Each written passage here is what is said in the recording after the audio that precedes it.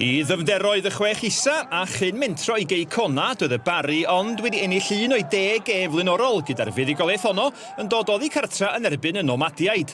Ond roedd Cei Connah ar y blaen wedi 36 munud. Cei Cryd isel Chris Owens yn curo Celyn Absalom. 10 munud i mewn i'r ail hannar, dyblwyd y fantais wrth i Byron Harris yn fanteisio ar amddiffyn llac a chodi'r bêl dros ben y golwr gan sgorio i gol gynta yn y cyngred ers mis Awst. Roedd hon yn gicor smotyn drwy'r dydd yn ôl Marcus De, ond dim heddiw, medda'r dyfarnwr Rob Jenkins. Dim ond y Barri a'r seintiau'n illodd i 2 gêm yn erbyn Cei Connah yn rhan gynta'r tymor, ond y Nomadiaid yn ennill yn heddiannol ddydd Sadwrn i gau'r bwlch ar y gwaelod. I thought they had a 4 or 5 minute spell straight after half time, but apart from that, the other 85 minutes I thought we were comfortable. We dominated the game, we had opportunities. We could have scored more. We scored 2 good goals. It's a great free kick from Chris, and it's a fantastic goal from Byron. So I thought overall we were more than good value for it.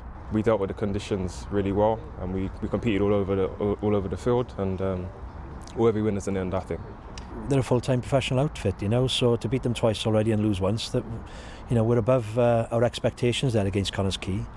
We have to make sure that we're better against the other teams. That's what is ultimately going to judge us. But today I thought, look, very difficult circumstances for both sets of players. Very, very difficult game that lacked quality in my opinion. And ultimately the better team come out on top. And we have to go again on Tuesday. It's so harsh on the players because they've worked so hard from where we were. We didn't start the season particularly well, and then, you know, we were 2 points from second when this situation arose. So I believe we would have been challenging for the second position, and then to flip it round and then to go and make sure, first and foremost, we've got to stay in the league, and that's got to be it. But like I say, to reiterate that, I wouldn't want to do it with any other set of players and staff that we've got this football club. They're fantastic, so, you know, hats off to them.